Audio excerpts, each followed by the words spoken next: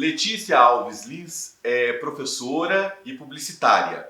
Ela acaba de defender a sua tese de doutorado, intitulada O que as mulheres querem? Publicidade, experiência e públicos nas redes digitais. É para falar sobre o seu trabalho de doutorado que nós convidamos a Letícia para um chá com ideias. Muito obrigado, viu, Letícia, por aceitar o convite do nosso canal. Prazer é todo meu. Mas antes... Solta a vinheta, Ivo.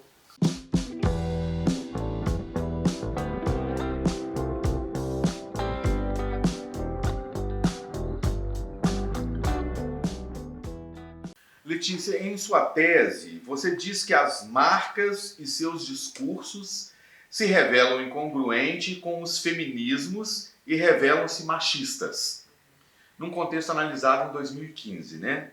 Além de um despreparo no uso de novas tecnologias e possibilidades interativas. Atualmente, essa percepção misógina e machista que você percebeu continua?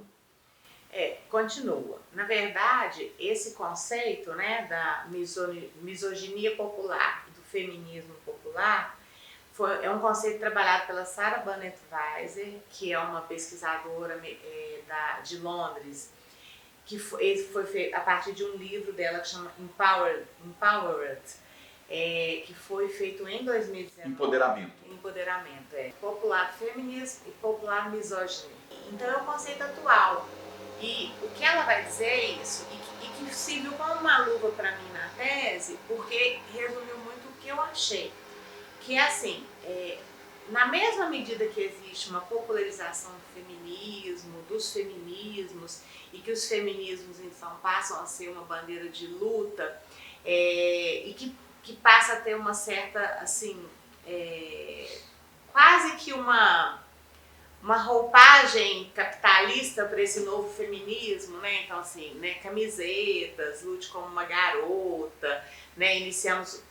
Que inicia o matriarcado, livros, né? Passou assim, ter essa nova geração passa a ter uma aceitação maior de falar, ser feminista não é mais tão estigmatizado como era anos atrás. Mas na mesma proporção que esse feminismo se populariza, a misoginia também, né? Então, assim, um ódio muito grande, um ódio às feministas, um ódio à luta das feministas, um ódio aos feminismos, e isso aparece muito forte nas redes, né? Então, assim, a palavra que a Sarah Burnett Weiser usa, que é bem interessante, é a ambivalência, né? Então, assim, ela vai dizer de um jogo de luta, é um terreno de luta, né, entre essa popularização, essa aceitação e cada vez mais essa bandeira, né, das mulheres jovens se posicionando no sentido de lutar pela igualdade de gênero, e na mesma medida expressões de ódio muito fortes de homens e mulheres que reforçam esse machismo também, e contra as feministas, contra a luta. Então, assim, eles vão usar termos como feminazi, as feministas vão ser intituladas de mimizentas, são expressões de ódio mesmo. Você fala na sua tese que a publicidade é uma criação do homem branco, heterossexual, de classe média, quer dizer, ele é um ser normativo que criou a publicidade para atender a outros seres normativos. Então, por isso ele esquece a questão do feminino, do negro e etc, né? Essa sua observação é uma constatação ou é uma hipótese dentro da sua tese? É uma constatação, mas na verdade, assim, eu acho que a melhor palavra nem é criada, eu acho que a melhor palavra é dirigida, né? Majoritariamente ocupada. Então, é uma constatação, né? As agências, elas são regidas e dirigidas por homens brancos de classe média, em sua grande maioria. E isso é uma coisa que o próprio mercado tem sentido necessidade de mudar, e as próprias mulheres publicitárias vem se organizando no sentido de tentar reverter essa situação enquanto um grupo minoritário. E é interessante também como que há uma divisão funcional. Então, assim, os homens estão nos cargos de direção, os homens estão majoritariamente na criação. E as mulheres nos cargos tido assim, mais femininos, como atendimento publicitário, mídia, principalmente esses. Por isso que acaba que quem define, quem decide no final as estratégias são os homens brancos, classe média, intelectualizados, né, de uma classe específica. E isso hoje tem reverberado na forma como essas propagandas acabam criando arestas com outros públicos que se dão a ver no momento da interação. Né?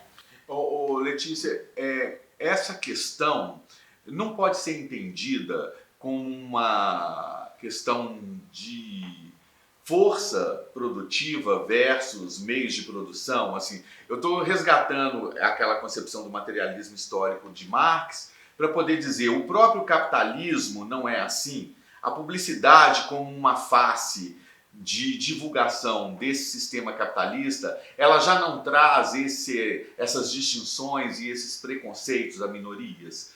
Não é do próprio sistema capitalista fazer isso, ou isso não é uma criação da publicidade? É isso que eu quero dizer. Não, claro que tem um viés de classe muito marcado aí, mas na verdade, hoje... Eu estou falando nem só pelo viés de classe, mas eu estou falando pela capacidade de consumo, já que a publicidade trabalha com demanda, né? E isso o consumo é preeminentemente necessário à sustentação do capitalismo, então o que a publicidade estaria fazendo era exatamente sustentar um sistema capitalista. Não, sim, ela é com certeza uma das principais ferramentas mantenedoras do sistema capitalista e ela funciona muito em sentido de manter essa lógica do consumo. Só que ela não se sustenta mais no formato anterior. Então, quando eu falo assim que a publicidade está vivendo uma crise no seu modelo de negócio, é porque no momento que... claro que assim, tem que ter muito cuidado para não achar que as redes sociais é um marco zero, porque ela não é, mas no momento que esse público passa a ser um público ampliado e que as ações, eu uso um conceito de públicos do Dewey, que é um conceito que me atende muito, me ajuda muito a pensar esse novo fenômeno. Então, o que o Dewey vai falar? Que os públicos são aquelas pessoas que se unem sistematicamente para tratar de determinada questão que se dá a ver na interação. E é isso o que acontece nas redes sociais. Então, eu uso o conceito de públicos e o conceito de experiência. Que é isso que acontece, assim, muito nas polêmicas que eu analisei em 2015. Por quê? Porque a publicidade ela ainda está naquela visão muito restrita de público-alvo, né? Pensando para um público que é o público para o qual a sua propaganda se destina. Só que quando isso vai para as redes, quando isso vai para o imaginário, vai para a circulação, para a produção de sentidos, esses públicos eles são muito maiores do que o público-alvo. Então, por mais que seja um sistema capitalista, por mais que seja uma ferramenta que esteja atendendo esse sistema, ela não pode mais desconsiderar que esses outros públicos se dão a ver. E que, na verdade, então começam a surgir polêmicas que interpelam esta instituição que está precisando se repensar. Sim. Inclusive, você utiliza o Gilles Lipovetsky para poder falar dessa saturação da publicidade, sempre anunciando os mesmos produtos, né? O Lipovetsky fala de uma publicidade que ao mesmo tempo é forte e é fraca exatamente por essa exaustão.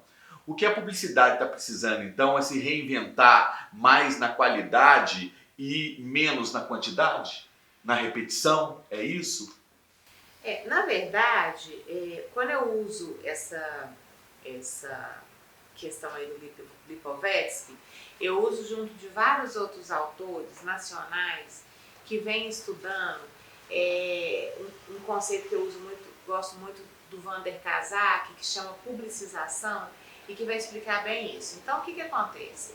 A publicidade tradicional, do jeito que ela era pensada até a década de 90, não dá mais conta de se sustentar dentro de um cenário de comunicação integrada e de um cenário que amplia também para as redes digitais. Então, por exemplo, publicização, ecologia publicitária, que é um termo que a Clotilde Pérez usa, tem vários autores usando. Quer dizer que a publicidade ela precisa expandir o seu leque de atuação. Por quê? Porque agora ela não basta mais fazer publicidade tradicional. Né? Isso começa na década de 90. A diferença é que o Lipovetsky, ele vai falar assim, a publicidade ela está ampliando os seus tentáculos. A visão do Lipovetsky é muito uma visão crítica no sentido de que sim, sempre foi uma ferramenta mantenedora do sistema capitalista que vai se amalgamando, vai aumentando os seus tentáculos. Uhum. A diferença para os outros autores é que eles trazem mais uma visão assim, não, vivemos uma crise. Vivemos uma crise do formato, então, e do conteúdo. De onde atuar, de como atuar, né? Porque expandir para outros mídias não convencionais impacta na remuneração da publicidade, se a gente for pensar em termos de 20%, Sim. porque essas mídias são muito mais baratas. Sim. E de conteúdo, né? E de conteúdo, principalmente a partir dessas interpelações que começam a vir das redes digitais. Né? Então, assim, uma coisa que eu defendo muito na minha tese é que não dá mais para pensar a publicidade pensando só público-alvo. Sim. Né? Esse modelo de negócio, que é um modelo muito preso a uma visão positivista de emissor-receptor, lá da escola americana, né? Essa ideia funcional, sim, de que eu penso para um receptor, ela se desmancha e ela não dá conta mais do que a gente está vivendo na sociedade contemporânea. Para ilustrar a sua fala, você usa na sua tese um exemplo de uma cervejaria tradicional que se viu flagrada nesse equívoco aí que você está apontando, né? Não só, principalmente do conteúdo, né? Eu queria que você falasse um pouco desse exemplo que você usa na sua tese dessa cervejaria. Na verdade, foi uma ação feita em São Paulo, no período do Carnaval. Na verdade, foi feita no país todo, mas a crise aconteceu em São Paulo. E aí a cervejaria usava então uma frase, esqueci o não em casa, o que é muito interessante é porque não tinha imagem de mulher, mas não precisava, né? A mulher está ali durante anos sendo trabalhada por todo o mercado cervejeiro de modo muito objetificado, né? Então, assim, é um quadro invisível que se dá a ver no momento. E aí é bem legal porque essas ativistas, elas se sentem incomodadas, vão lá, colocam E Trouxe o Nunca, fazem uma intervenção com fita adesiva preta no painel publicitário. E deixei o não em casa, aí elas acrescentaram, e trouxe o nunca. Esqueci o não em casa. Esqueci o não em casa. Aí elas põem, e trouxe o nunca, com uma tarja preta. E fazem foto na frente, né, assim, com o dedo do meio mostrando. Fazem essas fotos e o que é muito legal... Para reforçar aquela ideia de que não é não, né? Porque essa é uma intervenção que elas fazem na rua, né? Mas aí elas chegam e postam no Facebook. E aí viralizou. E aí viralizou, em 5 horas viralizou de uma forma que nem elas esperavam.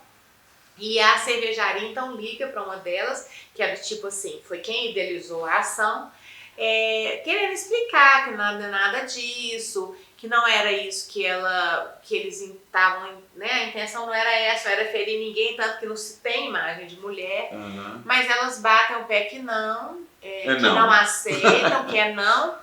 E aí elas, depois de 3 horas, o diretor de marketing liga, dizendo que ia trocar todos os painéis da cidade de São Paulo e ele é demitido e uma mulher assume, e aí começa todo o trabalho de reposicionamento dessa marca.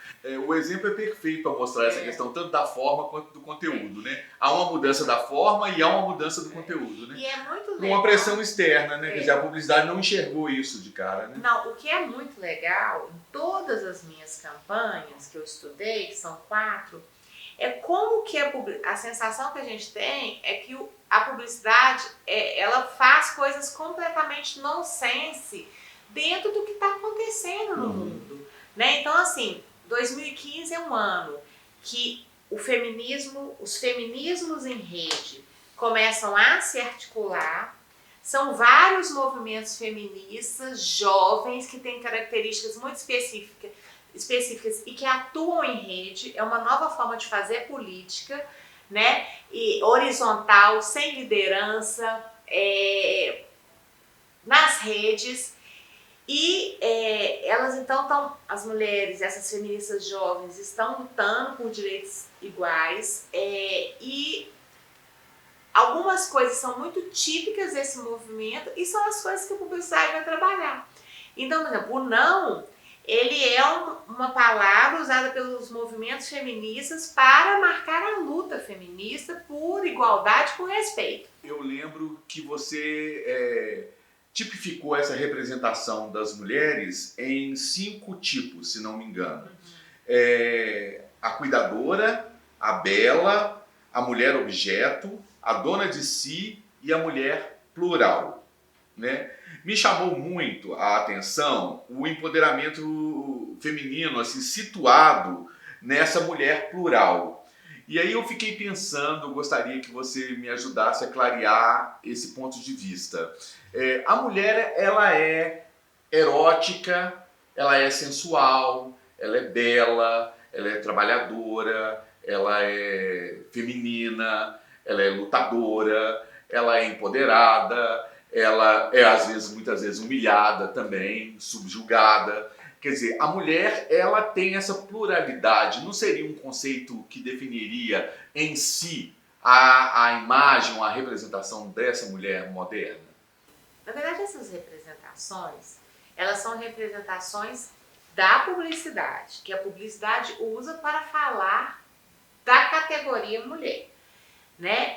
E o que é interessante é pensar que todas essas representações estão convivendo ainda na nossa sociedade contemporânea. Aí você fala assim, meu Deus, não é possível, uma marca ainda está usando o padrão mulher cuidadora em pleno século XXI? Sim, está. Né? Então você tem desde aquelas marcas que estão usando uma visão muito estigmatizada da mulher, até as marcas que estão pensando nessa mulher mais plural. Agora, quando o mulher plural quer dizer, não quer dizer da característica de uma mulher, mas quer dizer que hoje a gente tem que repensar a categoria mulher, né? Então a gente não fala mais de mulher, mas de mulheres. O que eu estou querendo te dizer? Que mulher é essa? Empoderada, trabalhadora, multifacetada, empresária. A gente também está dizendo de uma categoria mulher, normalmente branca, classe média, rica ou classe média, né? E assim, aí existem várias outras categorias de mulher, várias outras mulheres que a publicidade despreza, né? Então, assim, a mulher trans, a mulher negra, a mulher do campo, a mulher mais velha, né? A mulher, várias outras que a gente poderia elencar. Então, na verdade, quando a gente fala da mulher plural, é muito mais nesse sentido, né? Vai desde pensar assim, uma coisa simples que você mesmo falou assim, né? Num país tão miscigenado, como que as propagandas ainda só trazem mulheres louras, ou morenas, brancas, poderosas, né? E vai muito além, né? Então, assim, agora tem algumas marcas, principalmente no setor de beleza, sim, que estão muito avançadas nesse sentido. Então, a gente já tem propaganda usando mulheres trans, né, usando mulheres negras, que é um movimento que vem do mercado, mas que é interessante para pensar como que esse mercado está, algumas marcas, sempre a gente tem que voltar nisso, como que algumas marcas estão antenadas nesse processo, que é o movimento do Femvertising, que junta feminismo com advertising, e que já tem inclusive umas regrinhas de como fazer. Então é assim, várias protagonistas, de modo que sejam diferentes tipos de mulher, né? Para trazer essa diversidade. E existem já marcas trabalhando com mulheres trans, com mulheres negras, tratando da gordofobia. Aí uma coisa super interessante, onde elas estão fazendo isso? Nas redes. Né? As marcas não ampliaram isso ainda para a mídia tradicional. Mas por que elas não ampliaram para a mídia tradicional? Primeiro porque o segmento, até que ponto as pessoas que estão na mídia convencional dão conta dessas representações. E outra, uma coisa que você falou, trocar nas redes sociais é barato, é rápido, deu errado, eu troco amanhã. Trocar, por exemplo, num canal, numa emissora convencional, custa dinheiro. Muito, é verdade. Né? Então, assim, mas eu acho, assim, né? Então, existem pessoas que já vão criticar o Femvertising, porque mais uma vez a publicidade se amalgamando, pegando lá a ideia do Lipovetsky, para atender o sistema capitalista. Ok, a gente não pode desprezar isso. Sim. Mas, por um outro lado, o que eu tento mostrar o tempo todo na minha tese é que, assim, algo se rompe. Né? E que algo vai evoluindo nessa discussão, né? E toda vez que a publicidade ela então assim, não existe, eu acho que o que é legal é pensar que assim, é um terreno de luta e não dá mais para achar que a publicidade aciona, né? E que as pessoas vão incorporar, não. Né? Muito antes, pelo contrário, ela se vê às voltas com tempo todo precisando negociar os sentidos com esses públicos que se dão a ver. Ô Letícia, é interessante porque você, na sua tese, você fala o machismo impera tanto na publicidade quanto nas agências. Da mesma forma que a publicidade brasileira é pensada e aprovada por uma elite. E aí você usa uma fala do Renato Meirelles, que é diretor do Data Popular, que diz que a publicidade perde dinheiro porque não sabe tratar a mulher. A gente pode falar que existe um machismo estrutural no Brasil? É isso? Esse machismo está em quem cria, esse machismo está em quem aprova, esse machismo, isso parte de uma visão patriarcal da nossa sociedade. Né? Então, assim, mesmo que, aí o que ele está querendo dizer aí, ele dá exemplos assim, mesmo quando a agência tenta fazer algo um pouco mais plural, ela esbarra em quem vai aprovar na empresa. Porque assim, né? É como o gatekeeper no jornalismo, né? Como isso vem sendo muito questionado, o mercado vem sendo questionado, né? Então, assim, essas questões, elas estão todas sendo revistas. Né? Então, tem uma agência de publicidade, que foi inclusive uma das agências que se envolveu numa polêmica em 2015, que eles então partem para uma pesquisa nas universidades para tentar entender também o que acontece nas universidades. E olha que interessante, o machismo está também nos professores e professoras universitárias. Na formação. Que falam assim para as meninas, que tem uma certa cultura de que a criação é muito pesado, de que é uma área muito desgastante e que é melhor atendida pelos homens. E aí eles vão descobrir, então assim, olha como que tudo cerca, né? E aí eles vão resgatarem, olha que legal isso, pegam meninas universitárias, mulheres, treinam essas mulheres na agência e toda essa mão de obra foi aproveitada por eles e por outras agências. Ah, que ótimo. Então você vê que o próprio setor está tentando fazer uma coisa ou outra, e não, aí assim, de novo, a publicidade é boazinha? Não, mas é porque ela está sendo cobrada por isso. Sim. Né? Mas é legal você perceber como tem esse movimento. Então o Renato Meirelles, o que ele está tentando mostrar é assim, é tão míope o raciocínio que vai falar para uma população miscigenada, plural, diversa, com uma visão eurocêntrica. branca, classe média. E aí, por que que é Homens. assim? Porque não se questiona. São esses quadros invisíveis e quando se rompe, fala assim, ai, mas tá ruim. Historicamente, culturalmente, a gente foi treinado assim, né? Então, assim, quando acontece algo, né, a publicidade, a gente percebe isso muito, né? Tem uma outra campanha que eu analiso que é muito bacana, que o problema foi porque a empresa chamou de mimimi a cólica das mulheres, né? Tratou a dor menstrual como mimimi. Mas o mimimi era no sentido de falar para a mulher moderna que, ok, que ela tinha um problema para resolver o mimimi. Só que mimimi é usado para desautorizar a fala das minorias. Sim.